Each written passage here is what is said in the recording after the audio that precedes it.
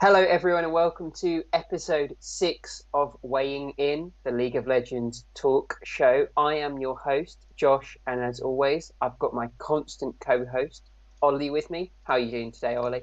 I'm doing good, thanks, Josh. We've had big week of finals and regional qualifiers from all over the world, so I'm excited to talk about some of these games. We've had quite a lot of games, best of fives everywhere, Yep, there have so it's been been so exciting. many games. We're coming to you 3 days later than normal because we wanted to wait for the LCK regional qualifiers to complete, which means that we now have all the teams qualified for the World Championships, which is really, really interesting. And we're going to be doing a mega World preview episode airing on the 21st.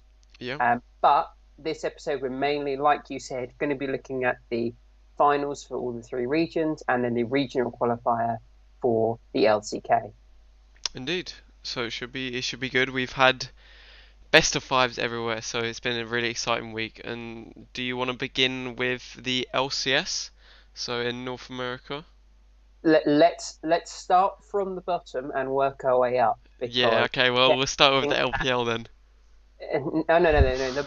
The bottom would Yeah, we'll definitely start with LPL. no. The worst region, I mean, it's definitely the LCS at the moment, Well, I think. this week has been a bit of a fiesta. I'll give you that. Yeah. We saw two best of fives. The what is essentially the third place match taking place in the losers bracket for the NA summer split. And then we also saw the finals. And Yeah. kind of coming into this, TSM had been on the rise for a long time, and TL had just lost to FlyQuest quite Mm. handily in the upper bracket final. So coming into the first game of the weekend, TSM TL, what were your expectations, Ollie? So what I thought was right after that loss, like you said, Team Liquid pretty much got their asses handed to them by FlyQuest. I was thinking Team Liquid probably a bit on the ropes. TSM just won. They came back against Golden Guardians. They lost and then came back. So I thought they were probably in quite high spirits. So they were looking forward to this game. Liquid were on the backhand, and I think TSM with the result proved that they are one of the best teams in North America. Just Mm. from this semi-finals, beating Team Liquid 3-2, they must have felt really good beforehand and even better afterwards. Yeah, 100%. This was a a surprisingly close and not close best of five at the same time. TSM coming out 3-2 as the victor maybe makes it seem a lot closer than it really was Yeah. because many of these games didn't feel very close. And I want to start by talking about Team Liquid because we're going to go on to talk about TSM in the finals match. But at least for me, Team Liquid in this losers final just looked like a totally different team. And that's really aggravating because we have this team that you think they are a slower team. They're very precise with what they do. They don't have very high tempo, but they don't make a lot of mistakes. And that's how they win all the time. And it seems like losing to FlyQuest made them tear that all up and go, we need to start making moves, not being so precise. And it just seems sloppy from this team. Yeah, I agree. It seems like a completely different team, and something must have shifted in their mindset or something like that because you can tell even the strongest parts of Team Liquid falling apart, like Core JJ, and the bot lane for Team Liquid, one of their strongest parts, one of the strongest bot lanes in EU, NA rather, just making these silly mistakes, like you said, stuff that we don't really see Team Liquid do all that often. In this best of Yeah, five, it was quite prominent, and it just seems like a completely different team, like you said. 100%, and it's so surprising because they've been so consistent, especially like you highlighted, Core JJ, the regular season MVP, looking so strong coming into playoffs, and this was just a swing and a miss from him, and tactical in the bot lane. They just couldn't quite seem to pull the cat out of the bag when it really mattered, and I don't know if this was because they were going up against Doublelift, the man that Tactical replaced, Core JJ's old laning partner, or if they were struggling with the picks and stuff. But they had Ash in the first 4 games, who's supposed to have lane priority into basically every matchup. And they had it into Senna 3 of those games, and it just didn't seem like they were able to capitalize on any of the pressure coming out of bot lane. Yeah, I agree, and I think this is something with the you mentioned Ash getting picked up in first 4 games. I think this Mm, is something that's really prominent right now. If you ban Caitlyn on either side, you're pretty much guaranteed to see an Ash in that game, and I'm pretty sure TSM just saw this coming, and they were able to ban away the Caitlyn and prepare for that Ash yeah, pick because it's so prominent in NA and in EU at the moment. It's Ash or Caitlyn bot lane every single game, banned or picked. yeah. I, but both teams were banning the Caitlyn, which is a little bit weird for me. I don't know. We only saw the Caitlyn once in this whole series, and they just didn't use it very well from TSM, which was a disappointment. But it just seemed like even though Team Liquid got the strong pick of the Ash without TSM being able to answer with the Caitlyn, barring 1 game, that they still didn't really know what to do with it. Yeah, I agree. I think they, like you said, this and the bot lane is meant to be one of the strongest parts of Team Liquid, and if they can't execute these pretty Mm, easy bot lanes, like with Ashe, it's not a hard lane to get dominance, get lane priority, etc. So it just seems like a completely different team. Core JJ not really doing his job either. yeah, Super and disappointing stuff, I think. I think that has a knock-on effect because we look from one of the parts of Team Liquid which was really strong to one of the parts where you think they are the weakest, and that is Broxer. And it was very clear that if Broxer in this team doesn't have Core JJ playing out of his mind as the best support in the region, Broxer just looks useless. And you always think back to Broxer's time in Europe, playing with some of the best players by far in the Yeah, region. like Caps. You kind of have to start questioning that now, at least from my opinion. Like, is this guy as good as we thought he was coming to North America and his time in Europe? You know Or what? has he always been just really, really fortunate to have players around him that have played really well with him into his style? That is something that is really, really interesting because when he was playing in the EU for Fnatic, he had Caps as mid laner, best mid Mm. laner in EU, arguably. And oh yeah, I mean not really arguably, but and he also had. I'm pretty sure he was playing for Fnatic when they had Soaz in top lane. He was the best top laner in the EU at that time, Yeah, and then they swapped and out for and Bwipo. he was playing with Reckless as well in the Yeah, bot lane. You look exactly. at that team and you go, well, no wonder the jungle is going to look amazing. But this guy has been to Worlds finals. He's been to semi-finals of MSI. He's won titles in Europe.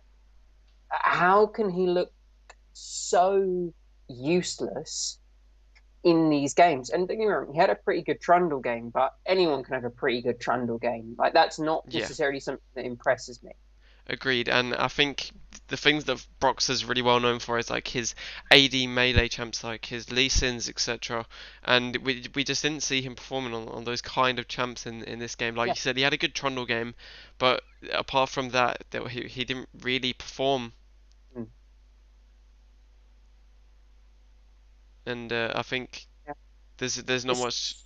so disappointing. It Yeah, really is. yeah, I And agree. I wanted to ask just before we kind of move over to the TSM side, you you think about the game 4, right, where Team Liquid had a pretty commanding position for a lot of that game. Yeah, Um, with and Jensen picks the Zillion yeah, in this game. I don't think that he picks that in any against any other team, against any other player. I think he picks that because he's playing against Bjergsen. I think Bjergsen got into his mind a little bit. And when you read lots of the interviews before this game, you know, Jensen is saying how overrated TSM is and how overrated Bjergsen on Zillion is. Jensen pointing out his Zillion stats and stuff. I think if they had any other mid laner in this comp in game 4, they would have won that game from the position they were in. yeah. But Bjergsen just got under Jensen's skin and was and because of Team Liquid's priority on the Zillion, they gave Bjergsen Syndra and he was able to by far win that matchup. Yeah, and I think especially with mid lane. We've talked about this a few times. There's so many champions, especially for a player like Bjergsen, who he can play. And taking away that one Zillion pick isn't going to shut him down completely. Although it is probably his best performing champion at the moment. I don't think he's actually lost a game on Zillion in a while. Not in the Um, playoffs, though. so yeah, it's bad, and then again after that pick and getting completely destroyed in mid lane by Bjergsen, why would you then not ban it in game five? Is Mm. is my question, and allowing Bjergsen to have that Zillion, you've taken it away from him one game before with you picking it yourself. Now is the time to ban it and get it out completely. Make sure no one can play it in this game. I Yeah, think especially the number of times that we've seen it come in best of fives. If I just look quickly now, it's always or game in five where final he games or pulls in it out. final games of the series, he played it. Bjergsen played it in their last game against Cloud9 and in their last game against Golden Guardians. When it really matters, Bjergsen goes to the Zillion and wins. And like you say, Exactly he's undefeated in playoffs at the moment. Well, on the on Zillion, and Bjergsen. you have to say it's almost a little bit questionable that you don't say, game five, we might take away the Zillion, but they give over so many strong picks in the final draft, and giving up the Aurelia for Broken Blade. We've seen how amazing he can be on these carry tops, and all three of TSM's wins in the Team Liquid series came from Broken Blade on carries. He played the Renekton, the Jace, and the Aurelia as his three carries, and those were the three games that we won. And we see that's a great look for TSM. Yeah, I agree. And with the whole not banning the Zillion pick in Game 5, that could again, like you said, Jensen's acting like he's not kind of scared of this pick, allowing him, almost daring him to pick the Zillion into Mm. him. And clearly it just didn't work out for them. And I mean, TSM played really, really well, and Bjergsen is still confident on that Zillion, and if it's open, he will take it. It's really good stuff from TSM. I think they played really, really well. Absolutely will. Yeah, and it's good to see them kind of pushing back against the team that has often plagued them in the past in the form of Team Liquid. And then they moved on to the grand finals for the summer, Mm. and we said goodbye to Team Liquid. Team Liquid in third place in the playoffs will go to the play-ins portion of the World Championship, so they'll have to play some best of ones and possibly some best of fives before they enter the group stage. And we hope to see them in the group stage, obviously, but we'll have a more kind of in-depth look once we see the group draw show next week. But moving on to the finals, TSM picking up even more momentum. FlyQuest having not played in over a week. A lot of people were predicting this to go FlyQuest favoured, but at least, I think saw the writing on the wall. I don't know about you. No, I honestly thought FlyQuest would be able to take this in a pretty dominating fashion, but it just didn't work out like that. I'd thought because FlyQuest played so well recently, they've had a lot of momentum throughout the playoffs. They've played really really well. They've climbed their way up, and unfortunately they got shot down on this. I was definitely expecting it to go the other way though. Oh, I kind of saw the momentum starting to shift actually from um, TSM. We've only seen this team get better, have more and more time with Biofrost in the lineup, and it just seems like they can only do more. And I think TSM had an amazing game plan coming into this best of five, which is really impressive considering that they had just played against Team Liquid the day before. Yeah, I agree, and like you said, they had a really, really, really nice game plan. They've clearly thought about this. They've had time to work with their whole team, Biofrost especially for bot lane. Double Lift and Biofrost looking really, really strong actually in this game. I thought Yeah, um, Biofrost played really, really well, and TSM putting Broken Blade on more carry champs. yeah, I really, really 100%. liked. This was excellent because I think they really understood the way that they were going to be able to win this best of five. They saw um, solo as the weak point, surprisingly, from this FlyQuest team, and they said we will use our carry top laner to beat him. And you know, and Broken Blade played amazingly in this best of five. barring his two Jace games, which I wouldn't really trust any North American player to play Jace, if I'm honest, he looked absolutely phenomenal. Yeah, I agree, and like you said, not many North Americans can really master, or at least the top laners can't really master that Jace. But we Mm. see places in like Korea and China where Jace can be used more effectively. But yeah, I mean he on these more carry champs, I think he did really well. Um, able to shut down against like people like an Ornn, who is meant to be one of the most overpowered top laners at the moment, with him Yeah. being an insane tank and also having insane like early damage, etc. Mm. So really well played by him to pick up these champs and feel confident enough into picks like the Ornn to win the lane. Yeah, he was just so good. I think I'm really impressed with Broken Blade, and he seems to have a really deep champion pool. Once they took the Camille off of him, after game one, he goes to the Jax, which is just another incredible pick into the Ornn, and was really able to manhandle that early and transfer that into some good late game prowess. But looking at the opposite side of the map, the person who really stood out to me was Biofrost. I think he looked absolutely incredible in this series. So much better than I ever could have expected, with only coming into the team in the last 2 weeks. And he's playing so many different champions. He played four different champions in this best of five, looking pretty good on all of them. And he's roaming so much and enabling Broken Blade in the top lane to play really aggressively. There was one play where he had managed to sneak into the enemy red side, blue side jungle to bounce back solo over the wall for Broken Blade to get a kill. And it's just the team play looks incredible from this rather new form of a lineup.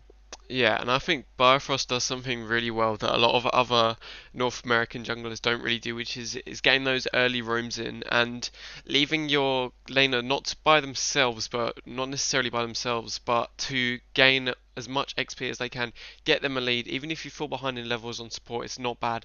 Just get those big roams in, get your other lanes ahead, and this is something that lots of junglers in other regions do. Like I mean, supports in other regions do, like in the EU. Hylissang is one of the best known for his roams on things like Nautilus. Barely ever spends any time with his bot lane, and that's how he like snowballs his team effectively. And they also do it in Korea and China and places like that. So I think Biofrost is taking this strategy and kind of putting it into North America, which a lot of other North American supports don't really do. 100%. And the flip side of that is you look at his laning partner in Double Lift and you think, this guy is not necessarily the person who is okay with being left alone. Normally you have a bot centric team if you have double lifts, but he looks like a completely different player now. Yeah, I agree. I think he definitely looks a lot different. He's playing a lot less aggressively, in my opinion, which I think is something that kind of suits his style because he understands his place on the team now rather than Mm. just as someone who can be the solo carry. Like you said, they're not really bot focused anymore, Yeah. which is surprising for a team with double lift on it. But No, but I think it shows a mental shift for this team. It really does.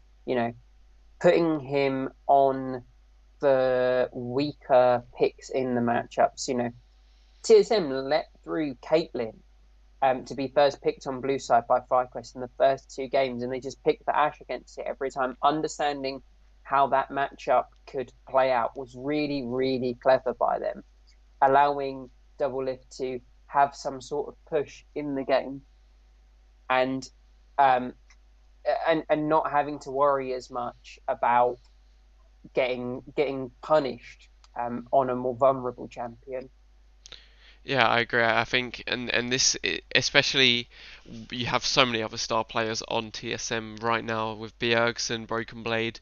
You have other lanes which are needing to get ahead. So I think Bifrost, his roaming is really important and suits them like super well as a team. I think without double lift, I mean he's historically quite like a cocky player, but I feel like he's playing quite a bit more slowed down, etc. And people haven't really Mm, caught onto this new double lift style of gameplay yet. That's why I think yeah, they're doing so well at the moment. and I think it's an amazing look for this team because they've now shown that they can play massively through the top lane. With the TF picks from Bjergsen, they've shown that they can snowball Broken Blade, and I don't doubt that they can have bot-sided games, putting more focus through double lift because I'm sure he can still carry when the resources are given. But I think it shows a certain level of maturity to be okay to say this game's not for me. The meta doesn't quite suit it. We know that we can get an advantage in top lane. Take it, run with it, and I think that's an excellent thing for this team coming into Worlds as the number one seed. Yeah, I agree, and I think they're probably, I would say, the best team in North America at the moment Mm, with their playstyle, etc. I think they have proved themselves, even though they didn't, where they weren't the first seed out of the split, but they coming into the playoffs at least. But now they've proved themselves to be probably the best team, like with their playoffs just doing really really well. yeah, So I I mean can't I they can't really argue against it. they really ran the gauntlet in the playoffs. If we think back to, um, you know, quarterfinals, they lost to Golden Guardians 0-3, and then they've just been on a run Yeah, since then. They managed 3-0 Dignitas. They went 3-2 for the rematch from Golden Guardians, and then they beat they beat Golden Guardians, then they beat Cloud9, then they beat Team Liquid, and then they yeah, beat FlyQuest. There's yep, no way that I think you can argue that this isn't the best team in North America at the moment, just with you know, the way that they had to make it here. They didn't get a lucky matchup. They didn't, you know, face a weaker team at any point. They played exactly. every good team Yeah, and won. exactly. They played who you would expect to be the top three teams, all in the playoffs, and won Mm, best of fives against all of those teams. So there's no way you can really argue against them being at least the best team in NA at the moment. yeah, 100%. And it'll be great to see them going through. And I think that um, losing Team Liquid and FlyQuest losing will actually be a good thing for them in the long run because it's highlighted that neither of them can play against a top carry style, and hopefully that will give them some lessons to learn because if you come up against some of these teams with really strong top laners, we think about Nuguri for Damwon, we think Yeah. about 369 for top esports. Mm. If you can't play against this top carry focus style, you are going to struggle so much. And so at least they have learned now that that is an area where they definitely need to improve. Agreed, and like you mentioned, those LCK and LPL top laners who like to go for these more carry top oriented Mm, champs like Naguri, really well known for his Camille, which can yeah, just pretty much destroy games if it gets ahead. So yeah, it's going to definitely be good for them to see how they can change their playstyle to combat those kind of things, because that's going to be really, really prominent for them at Worlds if they want to do well. definitely. And now, before we move on to the LEC, one final question.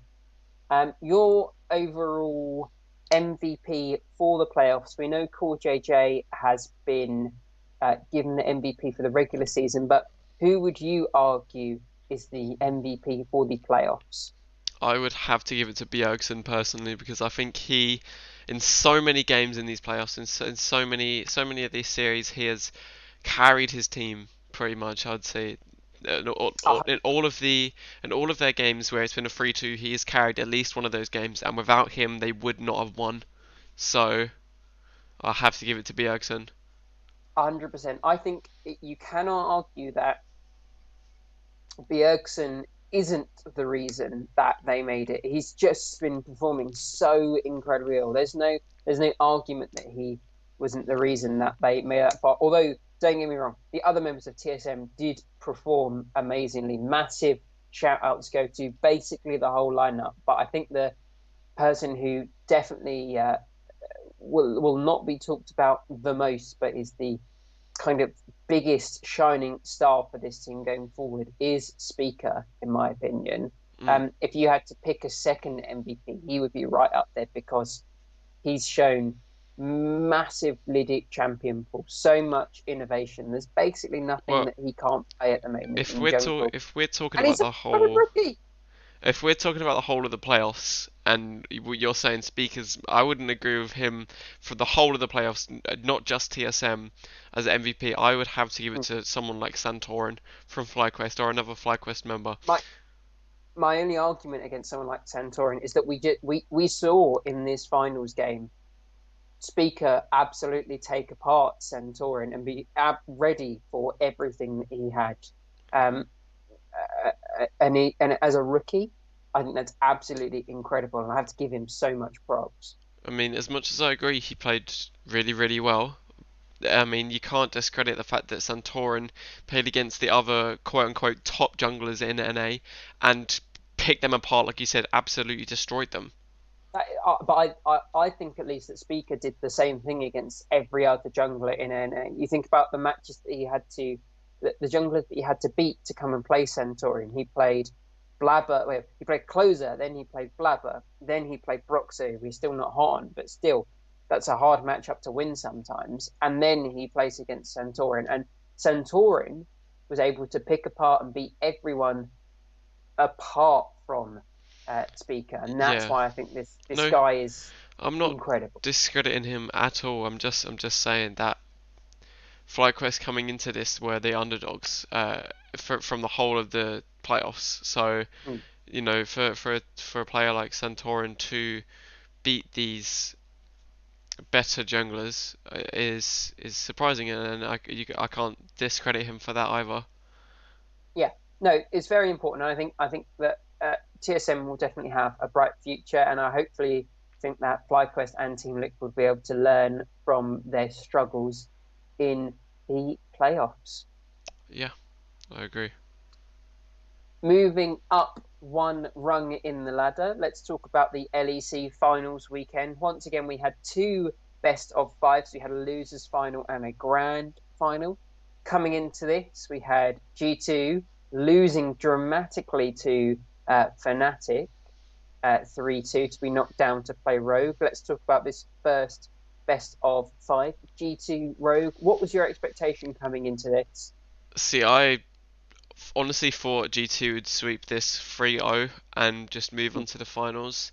But no, Rogue actually put up a pretty good fight. It was a surprisingly close series. They came into the series winning game one, I'm pretty sure, and Yeah. it was pretty dominating fashion as well. Pretty one-sided game, and at that point, Mm. I'm pretty sure lots of Rogue fans were really excited for this Very series. exciting, definitely. After that game one, yeah, Rogue playing really really well, but they went into game two, and from then on downwards, from then onwards, it was kind of it went down for them. They Mm. lost 3-2 in this series overall, but you know they didn't go down without a fight, and the problem Yeah. I think was just they didn't let these. I mean, they let these carry picks in caps and Wonder just destroy them, and they just weren't able to shut them down. In the games that they won, they were able to. Caps wasn't really performing to his best in game one and the other game that they won, but Mm. you know what? G2 picked those carry picks, and I think the two best players in EU at the moment, Wonder and Caps, and were just able to pick apart Rogue. Yeah, 100%. They looked really, really, really strong. And I have to give credit to Rogue, of course, because they definitely did fight.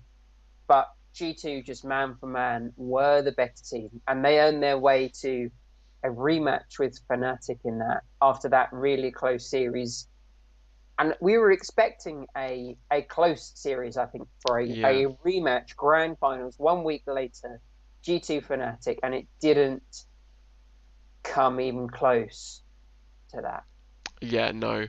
This game was a bit more one-sided in terms of G2, but I still don't think the 3-0 scoreline really represents how close the games were themselves, because Yeah, there was definitely. lots of games where it could have been either way. Either team could have thrown at any second, and they could have cleaned up, except for really game three. Um, where game one looked really really close. It was close up until G2 got Soul and they got like two Barons, but Fnatic was still able to defend. Fnatic aced them, and then G2 came back and aced, and it was kind of a trade of Yeah, aces until G2 were able to just run them down in their base, which was eventual in this game because they had Soul and they had Baron, etc. yeah. I think that first game was definitely the closest. We saw that go to almost 50 minutes, but it was G2 coming out on top in that first game when it was really clutch. And I thought one of the most impressive things from that first game, and we really shouldn't be surprised, was just the way that Caps team fights on the LeBlanc, being able to get in chip damage and finding the exact right moments to go in and or like all in and burst someone down. Never ever being caught out on that pick was incredible. Yeah, I agree, and this was one of his best games on LeBlanc in my opinion. Um, was able to just destroy the carries from Fnatic. Like when Reckless in the first game, LeBlanc was always on him in team fights, whether it was a big team fight happening or he was just chasing him down. And you can't really escape that LeBlanc on someone like on literally pretty much any AD carry. You can't really get away from the LeBlanc. And like you said, found the right timing to just go for these all-ins and be able to just one-shot people when he had 25 Magi stacks was just Mm. disgusting. And the LeBlanc pick is something that we've seen a lot from Caps, and it's proving to be really, really good.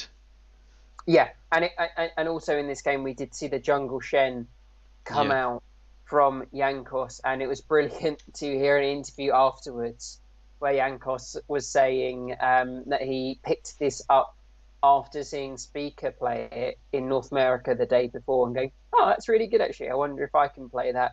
So that's another little bit of kudos towards the man we were talking about a minute ago, but also really well done from Yankos picking up one of these more outside of the bubble picks.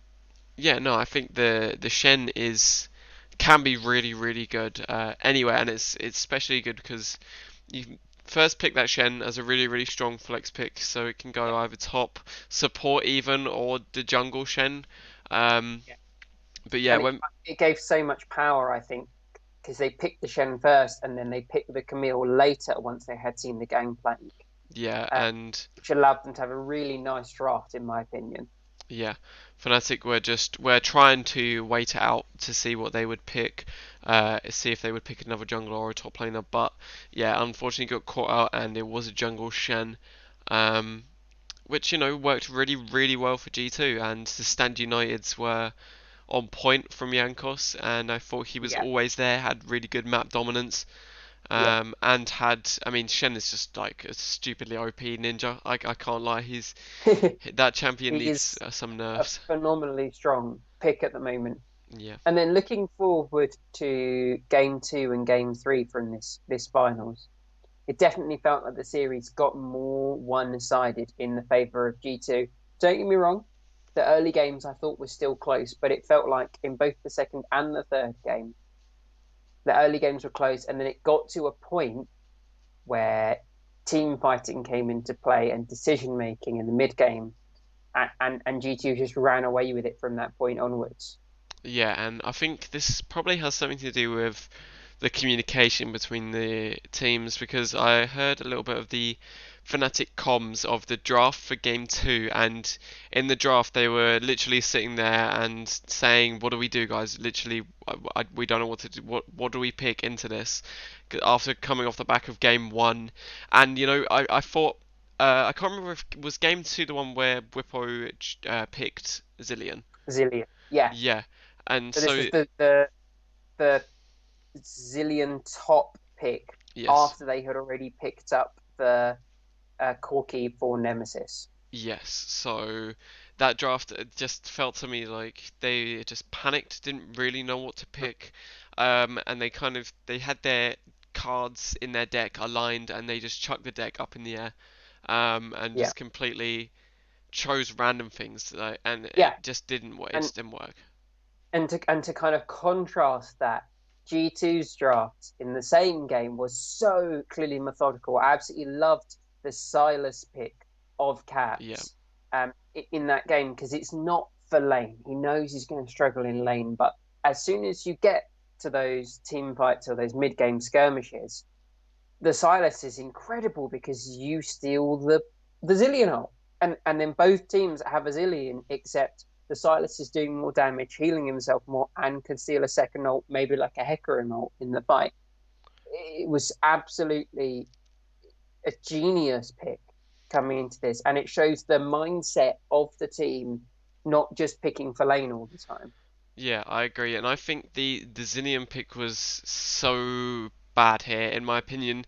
I think they should have probably sent Corki top, something like that, and then picked maybe a Silas counter into mid lane, something like a, or they could have even picked the Corki mid, and that would have been fine.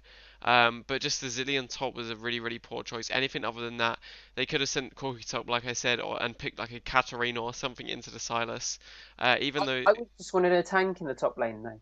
Honestly, a tank would have been fine. You put Bwipo on a Scion or yeah, something like that, Scion, just because you're Scion playing would up have worked. against the Ornn anyway, so you know you're not going to get punished by picking a tank like the Scion.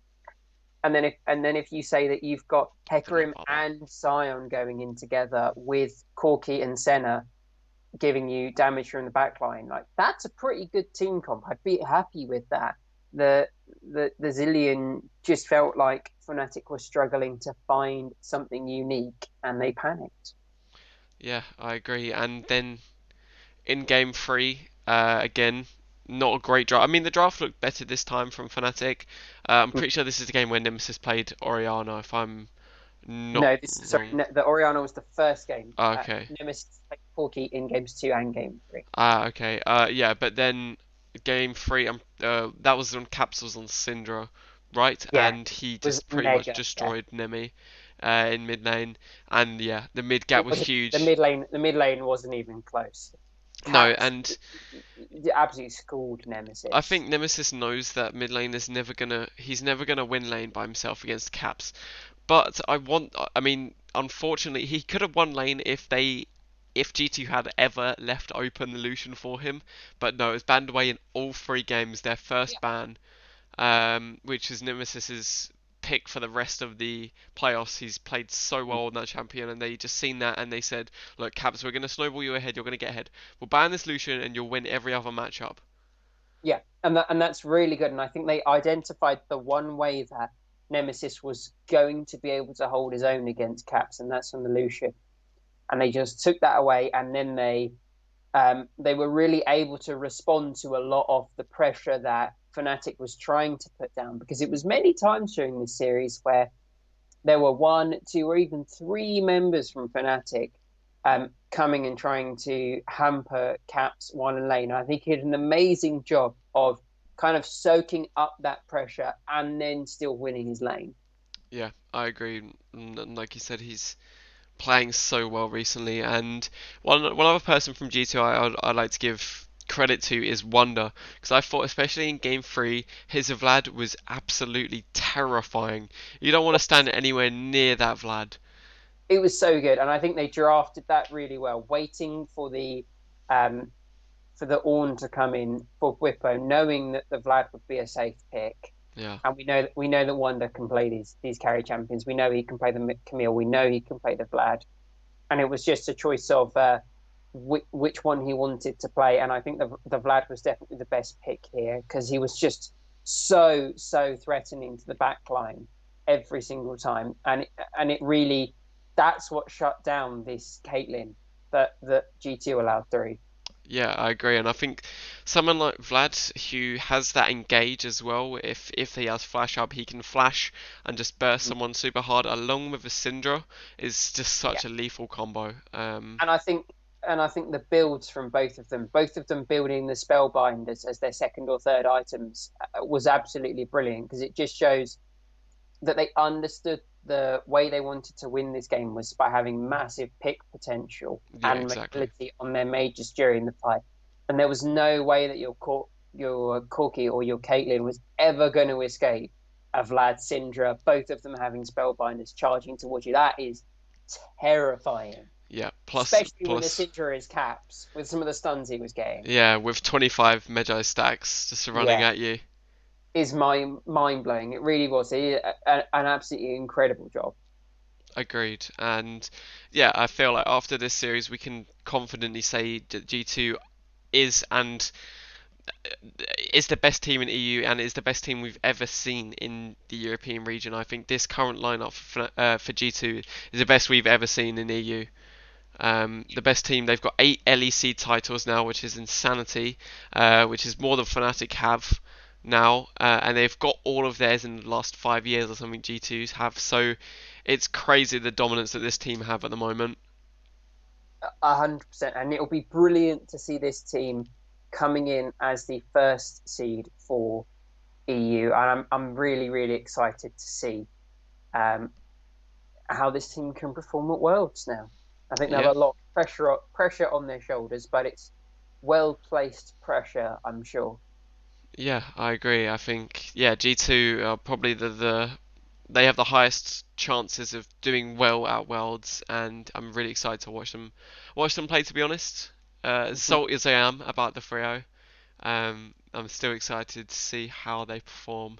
I think both all the teams from the EU this year look really really strong actually going into Yeah, Worlds. So I'm really excited for EU's Worlds prospects.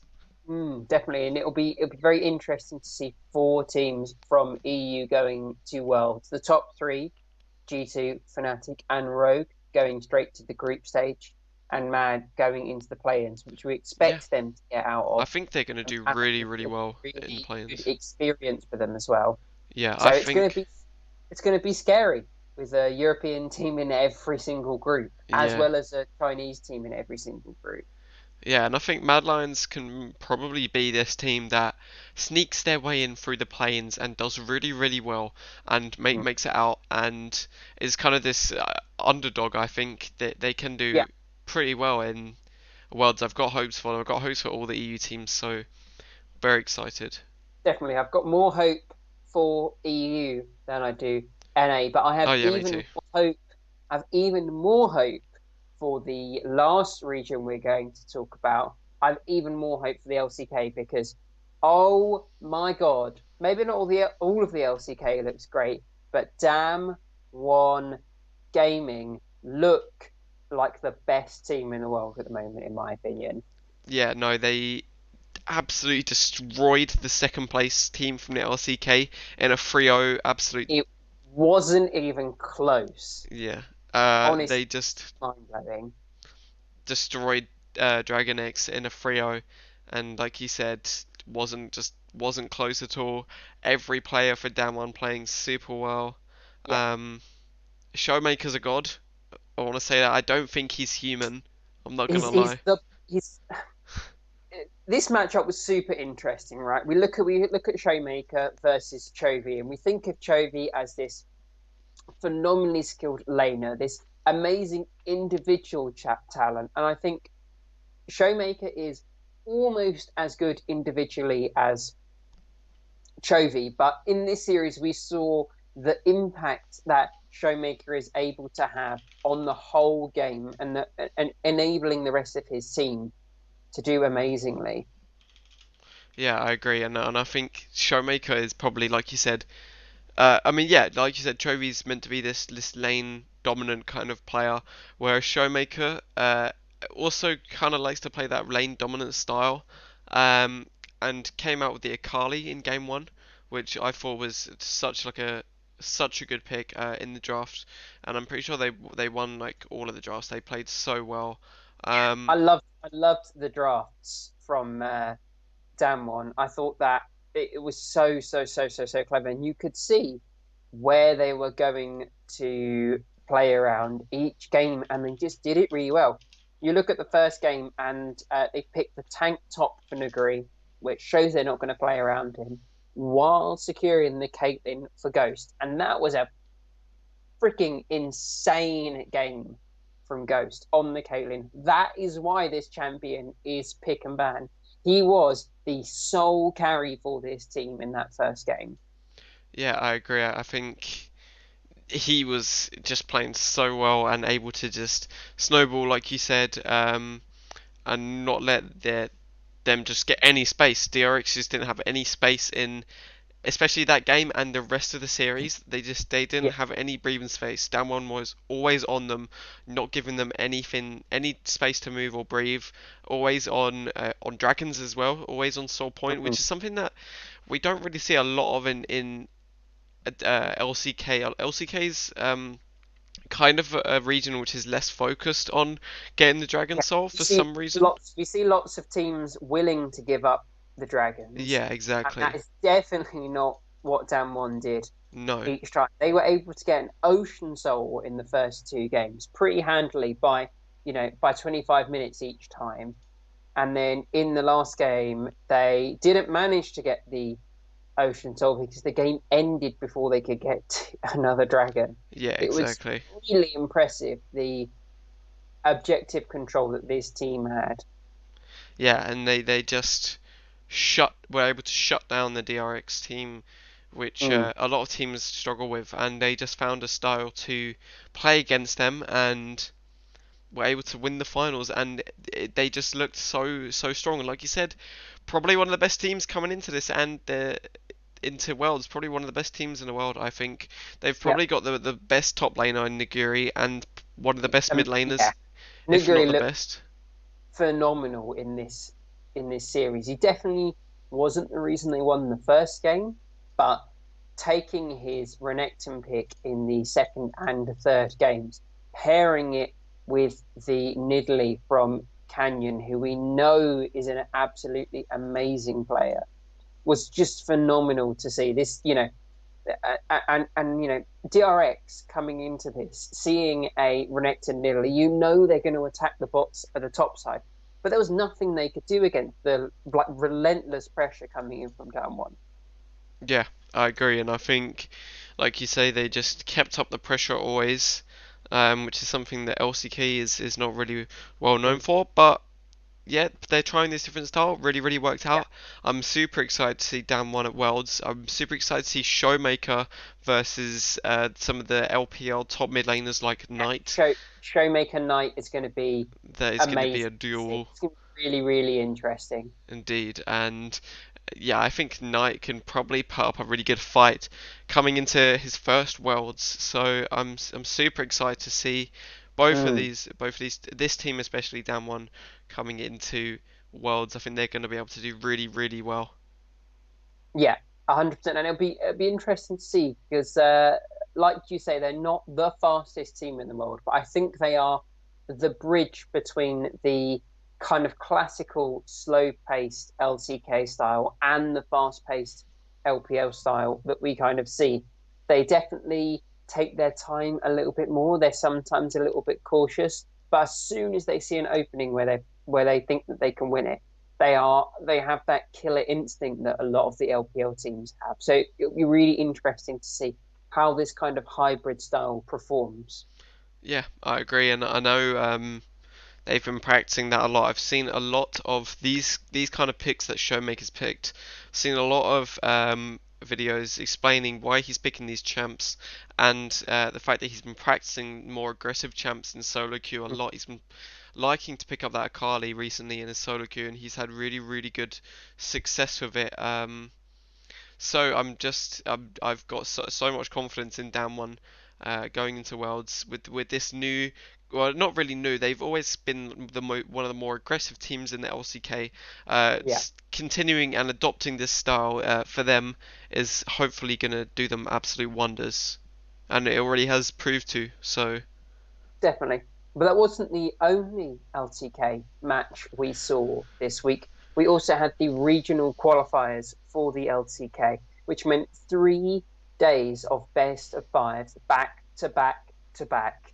yes, Day one, Monday, we saw a Freak of Freaks against KT, a very one-sided series that we're not going to talk about because it didn't yeah, really end up playing too much. The series that I do want to talk about are Tuesday and Wednesday's series. mm, Tuesday we saw T1 playing against a Freak of Freaks. yeah, T1 without Teddy in the AD carry yeah, position, playing their substitute AD carry, Gumiyashi, who, in all fairness, did look really good, and Faker in the mid lane instead of closer. So a very different T1 coming into the regional qualifiers. Yeah, I agree. And I thought, seeing as they didn't have Teddy, I was really, really um, and I was really, really worried about this game for them. But no, seeing as they lost to a Freak of Freaks the other week, but no, they played really well. Like you said, that Yeah, substitute in the bot lane, um, actually working out super nicely. I yeah, thought I didn't really notice Teddy wasn't in the game. Like obviously Teddy likes to go for these more carry picks and stuff, and he's a super mm, hyper aggressive, one of the best ADCs in the world.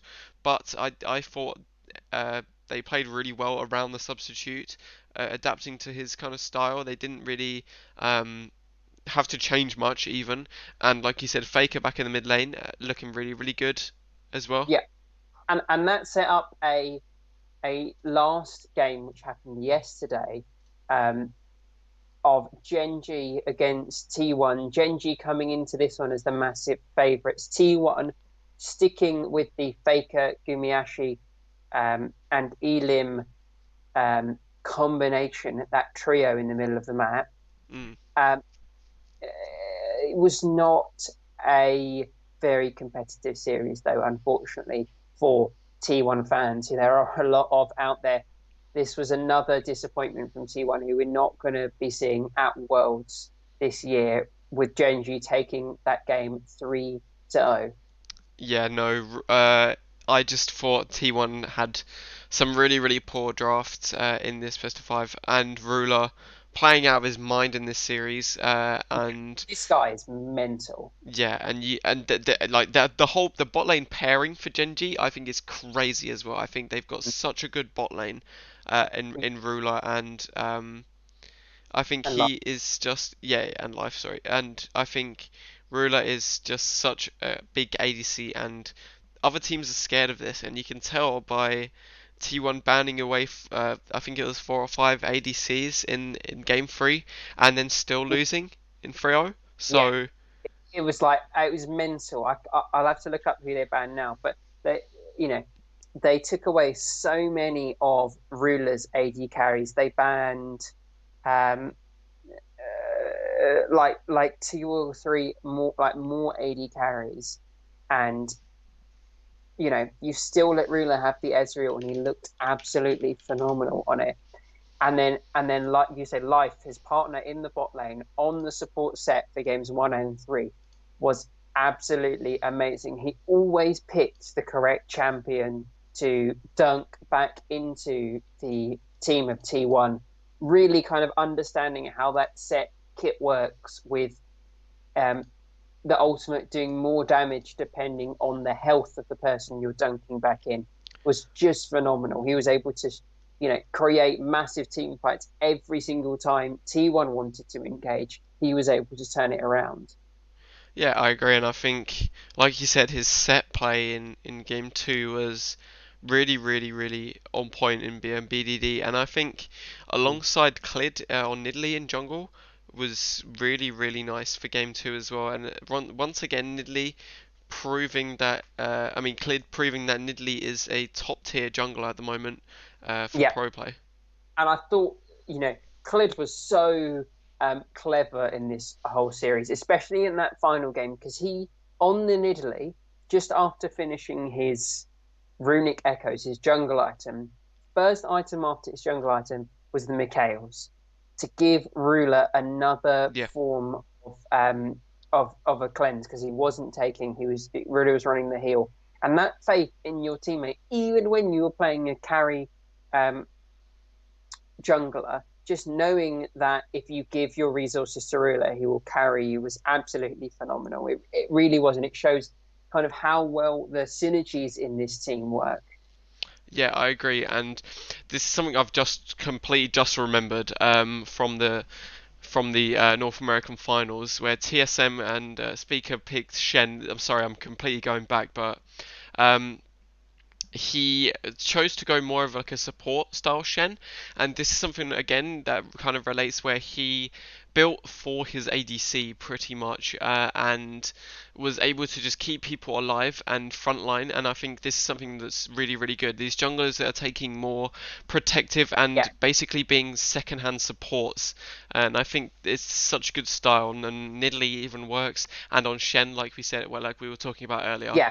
We saw the Knight's Vow, the Yeah, Redemption, the Locket coming out from Speaker, and then you compare it to, like you say, the Mikhails on a champion like Nidalee, then going into the Athenes, which is not an uncommon option. But Athenes after a Mikhails is definitely setting your priorities in a exactly. certain way around your team, and I think that's a really good look because we know they can play through clear. We know that we've got a brilliant team here, and just kind of being so confident to put your eggs into Ruler's basket um, definitely shows this team's ability to play many different styles against some of the best teams in the world.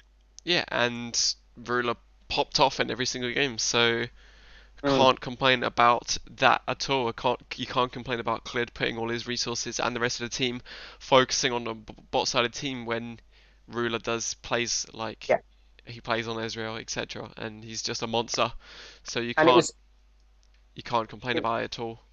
and it was fantastic to see BDD doing so well this series. He gets one game of Azir, and we know how good BDD's Azir is. And then they T1 was forced to ban the Azir in games 2 and 3 after BDD absolutely dunked them on the Azir, really working well with Life, their support player on the set, able to cause massive engages and really shake up fights with that Azir wall. Just looked phenomenal. I can't blame T1 for banning it after that game. No, and you can see the set picks are still so prominent. Mm. Again, can be used for that flex pick. Can pretty much play like any role at the moment. Top, I mean, Yeah, pretty much we've any seen it role for set. everywhere barring AD carry at this point. In this series, we saw it twice as support, once as mid laner. Exactly. In the North American finals, we saw it picked up in the jungle a lot. Yep. We've seen it in top lane. We've seen it in mid. I mean, This is such a good pick, and they really put a lot of emphasis on early drafting it, which I thought was really clever. exactly. And even when set was released, we were seeing some set ADC gameplay, and it was like surprisingly really strong. Where you have those strong, and this is why he works so well as a support now, is because he's got big level 1 and level 2 engages. So if you pick him Yeah, alongside someone who's a super early game ADC like your Lucian or your Caitlyn, your Ashe, someone like that, where they have big damage early game. And the set support can work really well. And yeah, it was just proved by Genji picking that set support in game one. yeah, and it's brilliant to see. And I loved all the drafts. I think that T1 have had some problems in the past with drafts, and this was definitely the case in this series. But Genji, all their drafts were amazing. All the players were amazing, and it's excellent to see this team in the World Championship heading into the play-ins, unfortunately, as the third seed for the LCK. But I have no doubt that with the way this team is looking, they will make it into the main group stage. And now it's looking really scary for any of the teams when you consider the caliber of the teams going into play-ins to the group stage. Sorry. Yeah, and yeah, I have no doubt that Genji will be able to make it out of the play-ins and into the group stages. And yeah, like you said, the teams that are coming into the group stages, it's looking super scary from all regions. We have at least one good team in NA. You have pretty much one good team. Actually, no, I think you have a couple of good teams from NA. I think the Yeah, two teams that I'm really holding out for is TSM and FlyQuest. I think those I two teams are agree. going to be able to do really well. And from EU, I think Fnatic and GT are probably the best two that I've got hope for, and obviously LPL top esports are going to be able to do really well, I think, and LCK. There's so many good teams from all over, and that's why I'm so excited for this year's Worlds. It is going to be absolutely phenomenal. And in 2 weeks' time, on the 21st of September, we'll have another episode with our breakdown of the play-ins and the group stage after we get that group draw next week. So make sure you come back in 2 weeks' time to hear our preview thoughts on the World Final, which is going to be absolutely hyped. Thank God it's going ahead. Indeed.